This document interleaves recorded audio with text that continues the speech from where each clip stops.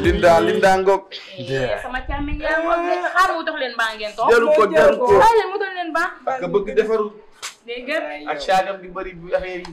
sama mag ji ma jàngal coiffure de. dafay war a yónni ay quelques éléments ñu ñëw il faut ñu xool si ma yi may def xam ngeen ni njàng moom mokk na.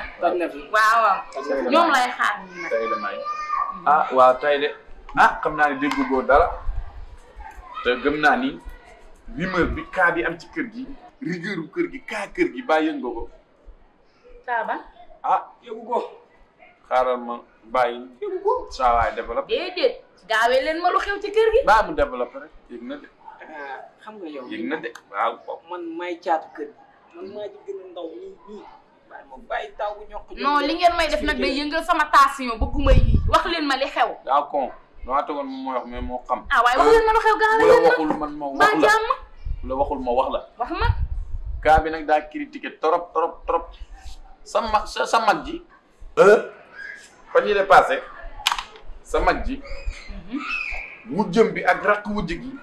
ak jëkkëram ñoo ko jàpp ci kër gi di ko tuur yu métti yoo xamante ne. dóor. na dëgg. tegoon naa ne yëg nga ko sax. dóor ngeen wax de. waaw. dóor ci kër gi man fu ma nekkoon. gaañ nañ ko de. fan laa nekkoon. tegoon naa ne yëg nga ko. yëguma ko ndax moom du wax dara. moom du wax dara du xew ba mu wax ko kooku damaa jaaxal. gaañ nañ ko de. danga naan sax dóorati laay wax ndax dóoroon nañ ko fi. waaw ma dem di àtte ji ñu ni ma toogal mais tay du sedd de. du ma bàyyi mu sedd. bu mu sedd gaañ nañ ko. du ma bàyyi mu sedd. waaw ay boulon ay mat ay kéedi mat fële gaj yi. te yow man xoolal man li ma ci gën a métti. boulon man fan laa nekkoon ba loolu war a xew ci kër gi te yëguma ko. bu dul woon mën a kii de rey nañ ko. waaw.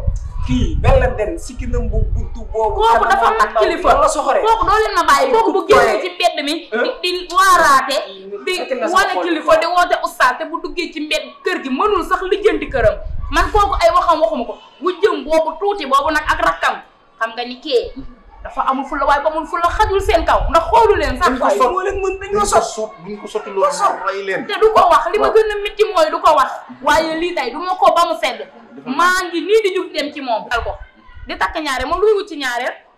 gaañ nañ ko lu muy wut ci ñaareel. man daal dafa mel ne dafa ragal aawoo. li ma lay wax daal na def nii yow da ngaa bëri rigueur yow tu es un femme courageuse. dinaa bëri rigueur ndax sama mag jooju aw ma ku dul moom sama yaay bàyyee maa moom mu yar ma. bu kenn sib nag ñoo la ko wax lu tax ñu wax la ko parce que dañoo xam da ngaa bokk ci ñun.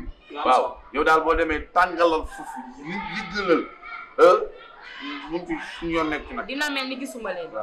waaye loolu man maay ki koy réglé. faj ko ndax moom sama mag la du wax nag. du dàq weñ ci kanamam. waaye lu fa war a lijjanti ko dinaa ko lijjanti jëkkëram jooju dina xam ne yabu ma ndax ba mu koy takk amul dara di yappari ñu may ko defu ci moom dara teg ko ci këram googu def ko paanu mbari lu waaye bu xëpp ko loolu dina leer. amul sax waat ndax aj éléments yi ma aji doon yónnee laay bax ñi may xaar laay bax looloo gën a am importance. ñuy dem nag dama koy lijjanti ji léegi. quoi ndogul non incha allah yéen di ngeen ndogu billaay di ngeen ndogu ba mu neex. incha allah di jël ci ko nag. incha allah. waaye yow di ngeen ndogu ba mu neex da ngaa wax ba jaar noonu nañ dem nii.